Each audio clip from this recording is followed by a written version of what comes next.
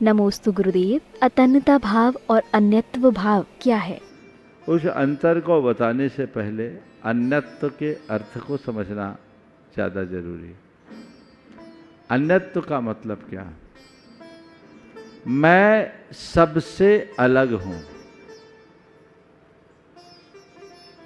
कल जब एकत्व की बात की तो मैं अकेला हूं।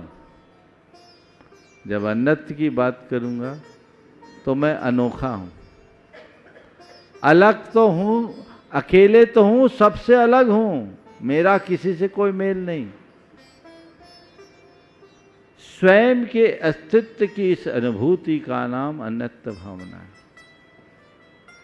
और इसके साथ साथ अपने से जगत के सारे पदार्थों के भिन्नता का एहसास करना भी अन्यत्व भावना है। लेकिन जब हम गहराई में जाते हैं तो एक सच्चाई हमारे सामने प्रकट होती है कि दो द्रव्य का एक दूसरे में अत्यंता भाव है। उसका उससे कोई संबंध नहीं है। हम लोग एक दूसरे के साथ जो रिश्ते नाते जोड़ते हैं, ये सब हमारा अज्ञान है। ये हमारे मोह भाव की परिणति है। इस शरीर से क्या हमारा एक परमाणु से भी नाता नहीं है, क्योंकि जगत के हर पदार्थ, हर वस्तु अपने आप में स्वतंत्र है और सब अपने आप में अलग है। मैं हूं, आप हो। मेरा आपसे कोई नाता नहीं। न मेरा एक प्रदेश आपसे जुड़ सकता है, न आपका एक प्रदेश मुझसे जुड़ सकता है। एकदम भिन्नता है। मैं अकेला हूं, अलग हूं, अनोखा हूं। बस जो मैं हूं वही सब कुछ है और मुझे बस मेरे मैं में रमना है। ये बुद्धि जिसके अंदर प्रकट हो जाती है वही आत्मलीनता का सौभाग्य प्राप्त करता है और उसी आत्मलीन दशा से हमें मुक्ति मिलती है। नमोस्तु गुरुदेव। प्रभु मिलन में क्या विरह अवस्था से गुजरना आवश्यक है और अहोभाव क्या है? कि प्रभु मिलन में विरह की भूमिका, अगर जैन दर्शन की दृष्टि से मैं जवाब दूं तो मैं कहूँगा प्रभु मिलन में विरह की नहीं, एकत्व की आवश्यकता है। प्रभु मुझसे बाहर नहीं, प्रभु मेरे भीतर ही। जिससे मुझे मिलना है वो और कोई नहीं, वो मैं ही हूं। खुद से खुद के मिलन का नाम ही प्रभु मिलन है। जैन दर्शन कहता है अप्पा सो परमप्पा, आत्मा ही परमात्मा है। मुझसे पृथक कोई और परमात्मा है ही नहीं जो मेरा नियंता या निर्माता हो, जो मुझे पुरस्कृत या दंडित करता हो। जैन दर्शन कहता है तेरा परमात्मा तू खुद स्वयं है, पर तू उसे जानता नहीं। तू देहात्म बोध में जी रहा है। तेरी बुद्धि शरीर और शरीराश्रित तन संयोगों से बंधी हुई है, जो मोह और अज्ञान के परिणाम स्वरूप है। और जब तक ऐसे अज्ञान प्रेरित बुद्धि होगी तो दुखी बना रहेगा। उस अज्ञानता में तू कभी अपने आप को सुखी, कभी दुखी, कभी राजा, कभी रंक, कभी अमीर, कभी गरीब, कभी रूपवान, कभी कुरूप, कभी अच्छा, कभी बुरा, कभी बड़ा, कभी छोटा, यही मानते रहेगा। लेकिन यथार्थ तू केवल तू है। तत्त्वम असि, तत्त्वम असि, बस तुम जो हो बस हो, उसके साथ कोई विशेषण नहीं। वही तेरा स्वरूप है, वो तेरा परमात्मा है। उस परमात्मा से मिलना है तो विरह नहीं, एकत्व, उससे नाता, केंद्रीकरण, स्वयं का स्वयं के साथ केंद्रीकरण ही परमात्मा का मिलन है। समझ गए? मैं खोज रहा था भगवान को, भगवान ढूंढ रहे थे मुझे। मैं खोज रहा था भगवान को, भगवान ढूंढ रहे थे मुझे। अचानक वे मिल गए, अचानक वे मिल गए। न मैं झुका न वे झुके। मैं खोज रहा था भगवान को, भगवान ढूंढ रहे थे मुझे। अचानक वे मिल गए। न मैं झुका न वे झुके। न वे मुझसे बड़े थे न मैं उनसे लघु था। न वे मुझसे बड़े थे न मैं उनसे लघु था। एक आवरण, पर्दा, एक आवरण मुझे उनसे विभक्त किए था, वो हटा और मैं भगवान हो गया। तो अपने भीतर खोजो, खुद के भीतर खोजो, और जिस दिन तुम उसे समझ लोगे उसी दिन अपने जीवन को पूर्ण बना लोगे। समझ गए? लोक में जब हम अपने से भिन्न किसी सर्वशक्तिमान परमात्मा की धारणा पर विश्वास करते हैं, तब हमें लगता है कि उससे मिलने के लिए जो हमसे भिन्न कहीं और है, हमें सबसे नाता तोड़ना हो। लेकिन जैन धर्म कहता है नहीं, निज से नाता जोड़ दो, फिर किसी से नाता तोड़ने की भी जरूरत नहीं है। अपने आप से नाता जोड़ो। समझ गए? अब रहा दूसरा सवाल, अहो भाव क्या है? अहो अहो अहो हमारे मुख से कब निकलता है? अहो, जब हम अपने आप को कृतार्थ, कृतकृत्य या धन्य महसूस करते हैं, है ना? अहो हो निकलता है। अपने आप को कृतकृत्य, कृतार्थ या जब धन्य महसूस करते हैं तो अपने आप अहो अहो अहो अहो निकलता है।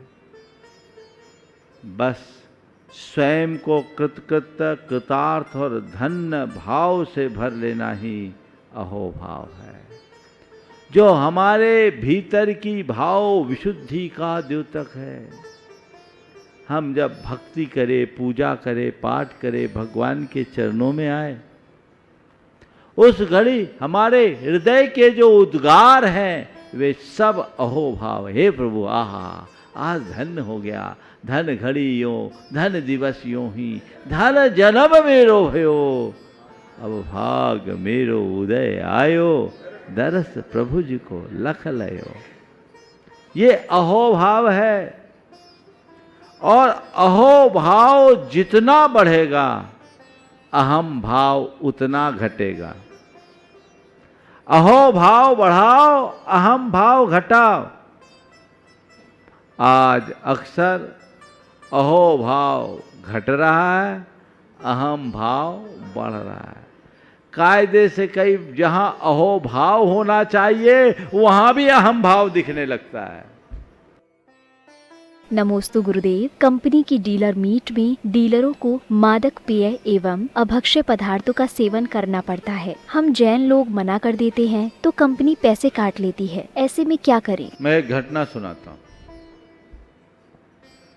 ज्ञानी जैल सिंह जब भारत के राष्ट्रपति हुआ करते थे, उनका एक कार्यक्रम इंदौर में हुआ। इंदौर में वहाँ के डिप्टी कलेक्टर थे सुरेश जैन। उनके जिम्मे उनके भोजन पानी के प्रबंध की व्यवस्था थी। अब ये जैन, उनके भोजन में सब तरह के भोजन की बात थी। इन्होंने कहा मैं नौकरी छोड़ दूंगा, पर ऐसा तो करूंगा नहीं। उन्होंने एक की नहीं सुनी, बड़े धाकड़ अधिकारी थे, और उन्होंने उनका अति उत्तम प्रबंध किया, शुद्ध शाकाहारी व्यवस्था की।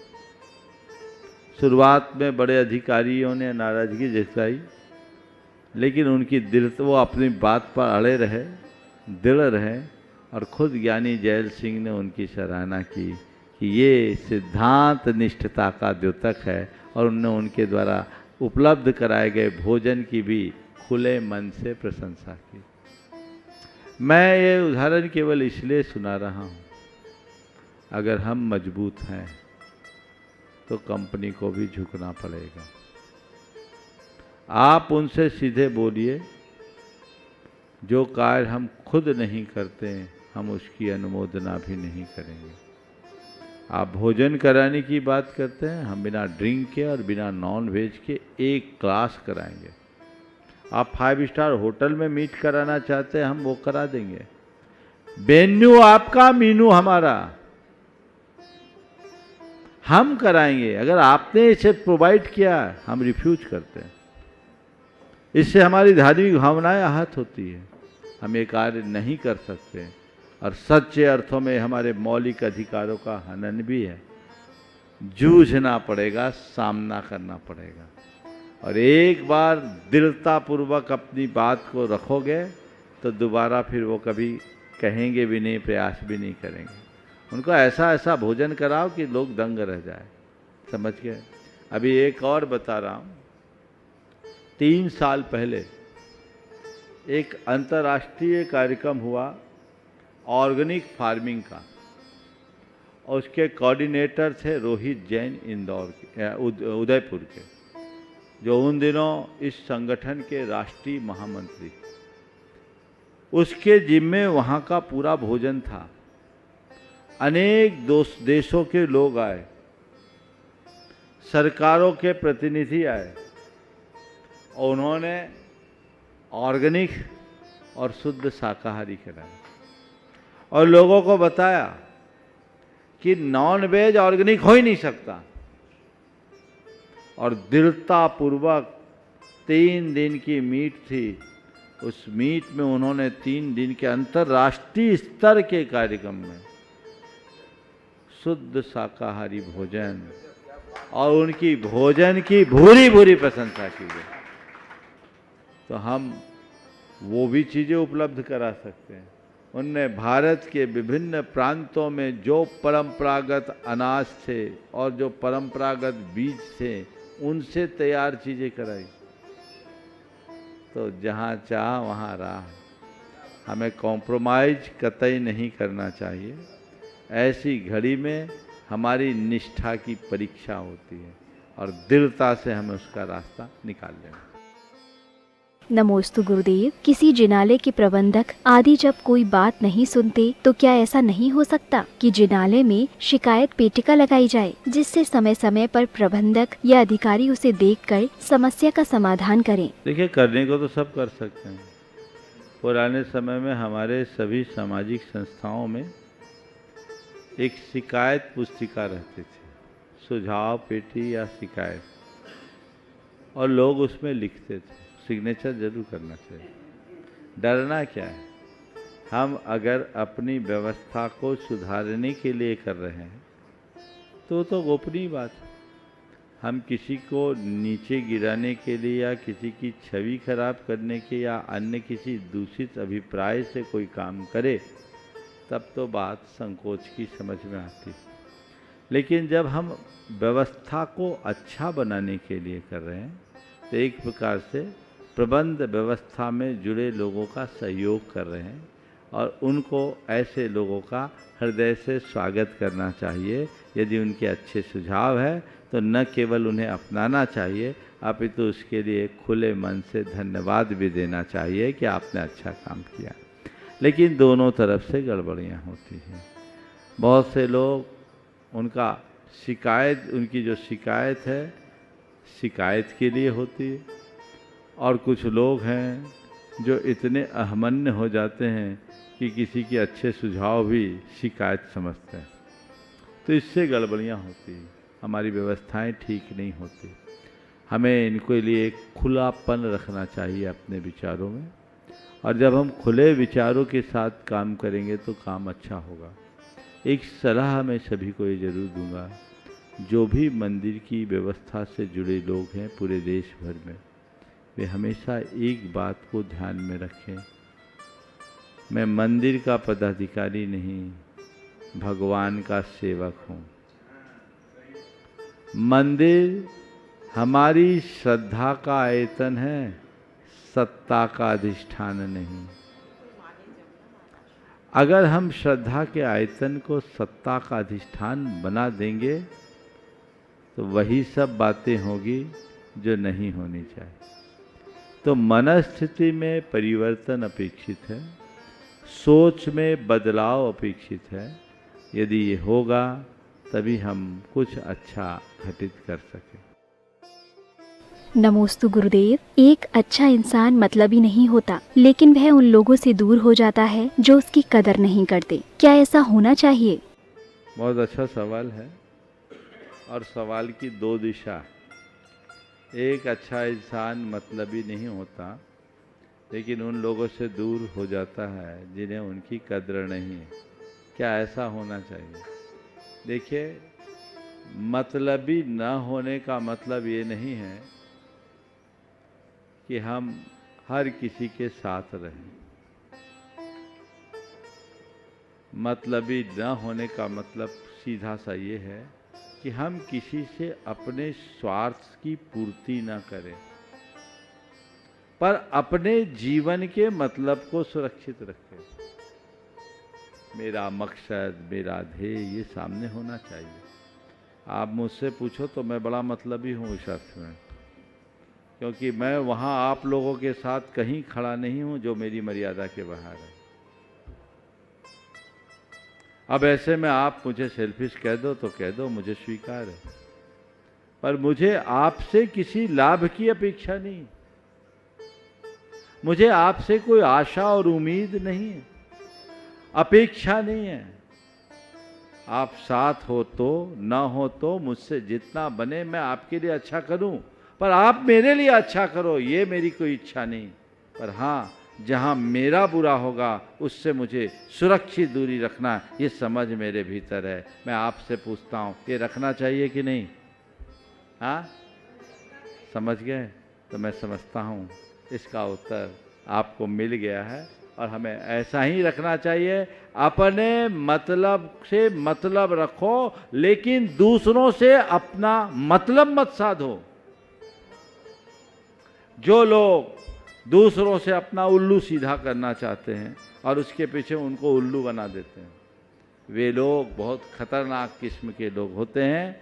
उनसे अपनी सुरक्षित दूरी होनी चाहिए और जीवन का पथ उसी अनुरूप आगे बढ़ाना चाहिए।